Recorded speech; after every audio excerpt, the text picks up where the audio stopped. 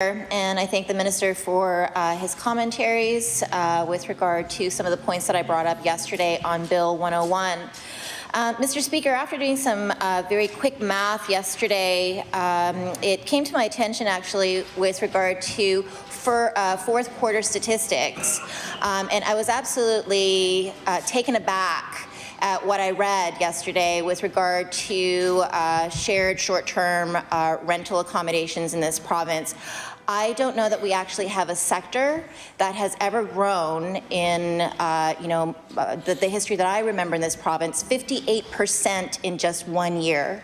58%, Mr. Speaker, in 1 year alone, that the revenues have grown for short-term rentals in this province. So from 2015, we grew from a revenue base of $1.1 million to just in 2018 going up to $70.9 million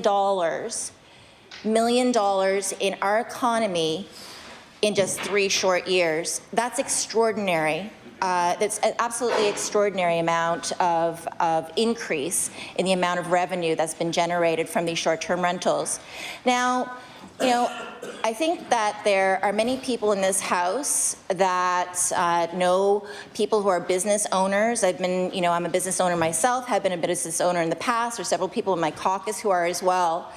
Nova Scotia is built and has been built on the spirit of entrepreneurship. And to me, I absolutely love seeing this type of thing happening, where you basically have a hole in the marketplace that can't be filled by a traditional business plan. That there's no basically sustainable way of being able to put a hotel, as the member across just mentioned, in Glace Bay, to be able to have it sustainable in a traditional capacity for accommodation. And you have everyday Nova Scotians, like myself, like many other people here sitting, who are finding solutions to be able to accommodate tourism, either in their own homes or in cottages that they own, or family homes that perhaps have been left to them. And I know in my particular area alone, there are people who have gone to nursing homes, for example, and their children are left behind to try and figure out how to be able to pay for a parent's home, which will probably eventually be bequeathed to them. But in the interim, in rural Nova Scotia, we want to see those homes being maintained.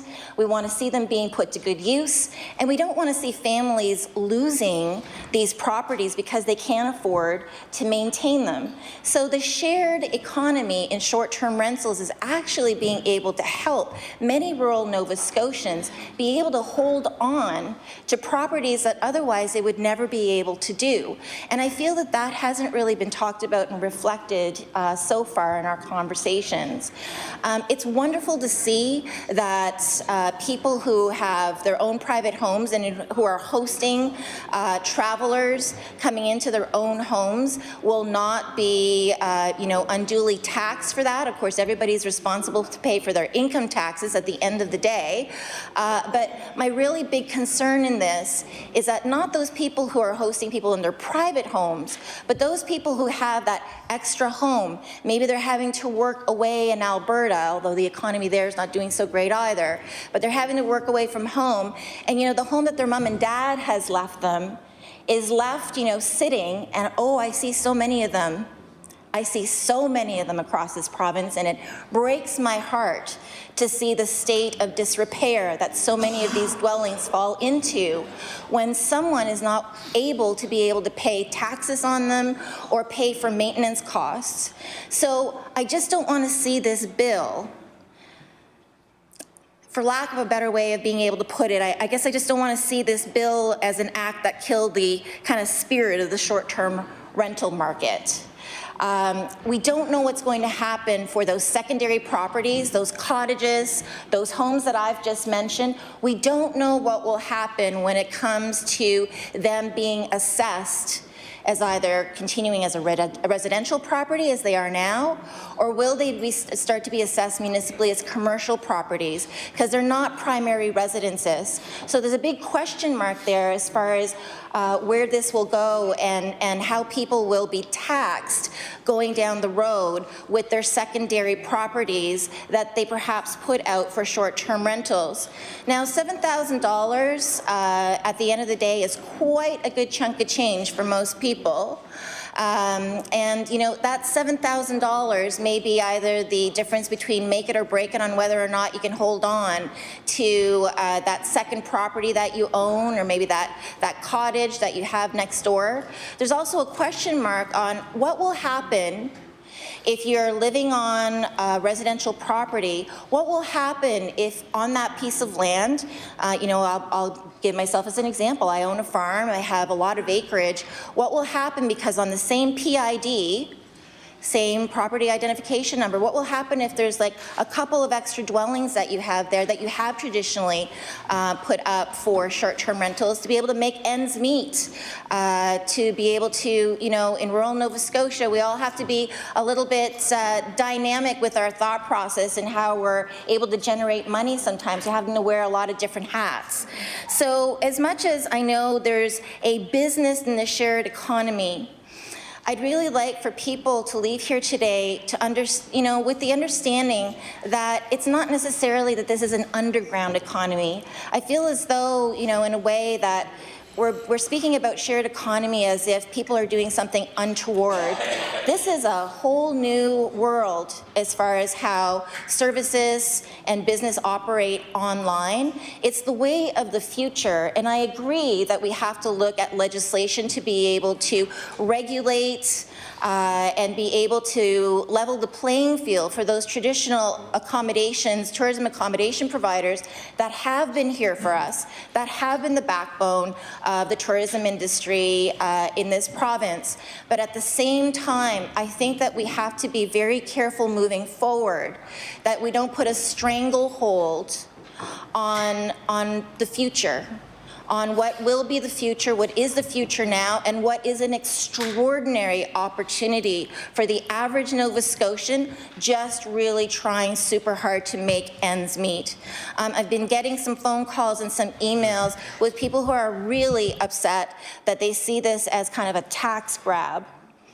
And I'm really hoping that that's not what this becomes.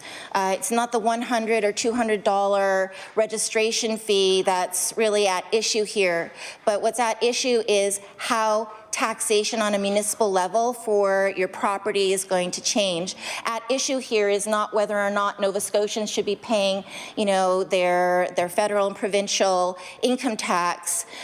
It's about really, at the end of the day, how much extra money is going to come out of really mostly, and again, the urban core, I know it's a bit different because there's some major housing issues in the way that the rollout is happening for shared accommodation and short-term accommodation.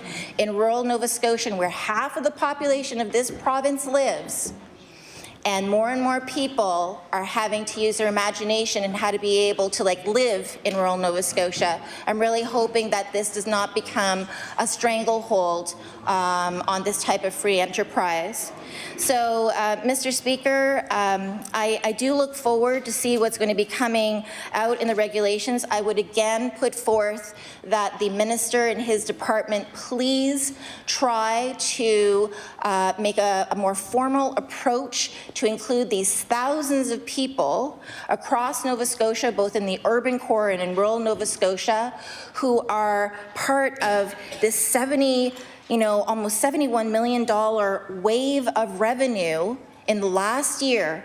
It's important that their voices are heard around this table, and it's important that their voices are reflected in the regulations that are going to come forward.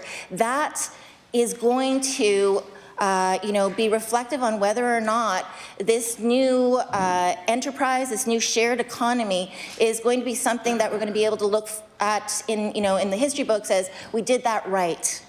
I just want us to get it right. And I would just like to be able to see that spirit that's obviously alive and well in the numbers that I see reflected here in these statistics, let's not thwart that. We'd have a history a bit of that in Nova Scotia, putting a stranglehold on something that's really good. There's something really good happening in this province right now. Level the playing field, make certain that everybody, though, is reflected in the regulations and the legislation that goes through, and let's, help everybody along in truly the spirit of a level playing field. Thank you, Mr. Speaker.